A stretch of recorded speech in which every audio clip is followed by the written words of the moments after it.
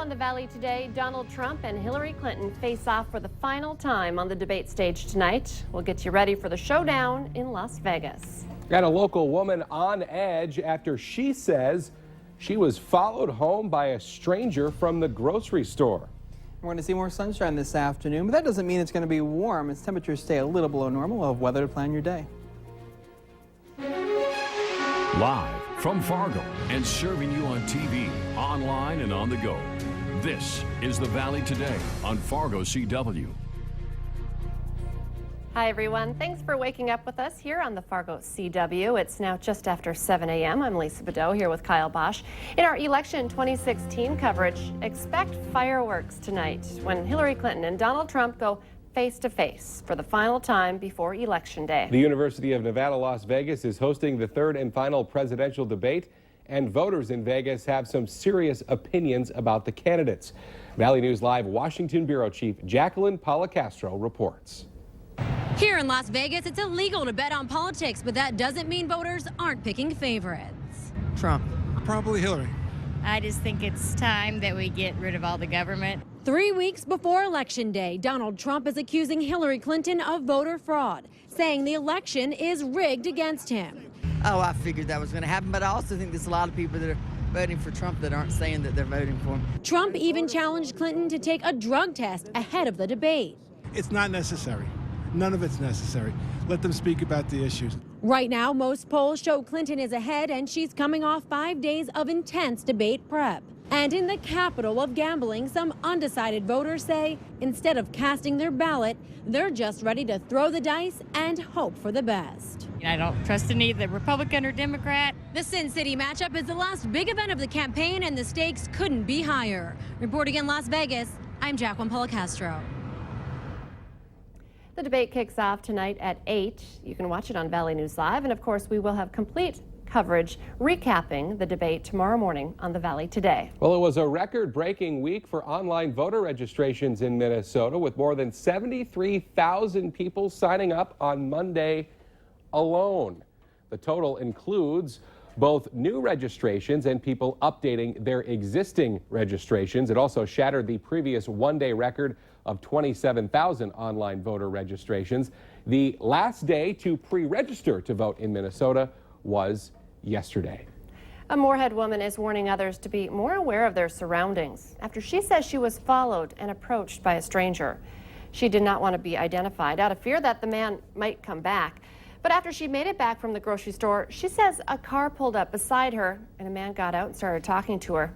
A man that her kids say was also at the store with them earlier. But she says he was acting nervous and then sped off. Because, you know, you forget about things like that. This is Fargo. You think that happens in bigger cities, but this stuff happens everywhere. There's a big underground world of, you know, sex slaves and who knows what else.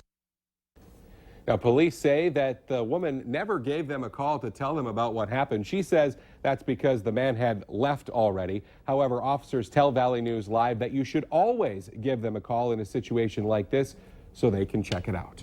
Let's get a check now of our weather, and it sounds like it's going to be maybe a little bit cooler than we like this afternoon, although it's probably more like average temperatures. Yeah, closer to average. We've been well above normal for this time of year. As we went past the last couple of weeks, and now we're going to be closer to normal. More sunshine out there. Let's take a look at our sky cam. We are seeing mainly cloudy skies this morning. A cool start into the upper 30s and lower 40s across the region. Now we will see our share of clouds as we go through the morning. We're going to say partly cloudy skies until the early afternoon. We should see more sunshine. Temperatures getting into the lower 50s. We keep that northwesterly wind between 10 and 15 miles per hour. 41 at Grand Forks, 38 right now at Jamestown, Devil's Lake at 39, 37 Detroit Lakes and Fergus Falls, Roseau and Badette at 39 degrees. Wind speeds mainly between 10 and 15 miles per hour from the north or northwest, and that is keeping wind chills in most places into the lower 30s.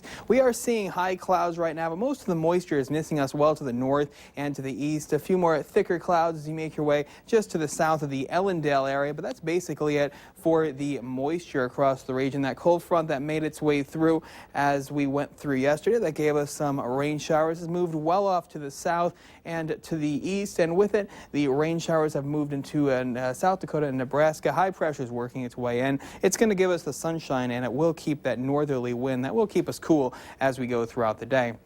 So there's your clearing skies. As we go through the afternoon, more sunshine will get temperatures into the upper 40s and lower 50s. Now for tonight, we will see temperatures fall as we keep the clear skies. Some areas actually getting a calm wind that will get them into the upper 20s and lower 30s. So near the freezing mark for most of us, as we'll stay mainly clear during the overnight and partly cloudy to mostly clear skies as we go through the day on Thursday, as temperatures will be a couple of degrees cooler compared to today, as highs will be into the upper 40s to near 50 degrees. Recapping this afternoon, as we go through the early afternoon hours, partly cloudy to mostly clear skies, temperatures in the upper 40s and lower 50s, and then 50 for the day on Thursday, sunny skies, 56 on Friday. We keep sunshine and partly cloudy skies on Saturday, but temperatures do get warmer, 63 on Sunday, mostly cloudy skies as we go through Monday and Tuesday, but temperatures do stay into the mid to upper 60s, maybe a slight chance of some rain showers for the day on Tuesday. Thank you, Justin. Yep. Following up on a developing story that we first told you about yesterday on the Valley Today, police tell Valley News Live they believe they know who is responsible for a home invasion in South Moorhead, but so far have not made any arrests. It all happened around 3:30 yesterday morning at an apartment complex on the 1100 block of Bellesley Boulevard. Two brothers were inside. One was hurt when he slipped from a third-floor balcony trying to escape from the burglars. The victims say they didn't see any weapons, and the men left without taking anything. New developments in the Minneapolis shooting deaths of a 20-year-old man and 7-month-old baby. Police say they've made another arrest. The 26-year-old from Minneapolis is being held on a charge of probable cause murder. Police are not releasing his name until he's formally charged. Last week, the Hennepin County attorney did charge 17-year-old Jaquan McGinnis of Minneapolis as an adult with 2 counts of first-degree premeditated murder and 2 counts of drive-by shooting. It was for last week's shooting deaths of Gustav Christensen and Jaden Redden. Police say they are waiting for an autopsy report to officially close the case of a missing Winona State University student who was found dead in the Mississippi River this week. 19-year-old Chuck Woody Onyangala was last seen October 7th. Security cameras captured him walking near the Winona State University library. Divers and first responders located his body Monday after getting a call from a person who saw something in the water near their home. Officials are hoping an autopsy will reveal more details about what led to his death. A man charged in connection with a standoff in Thief River Falls last weekend is back on the streets after posting bail.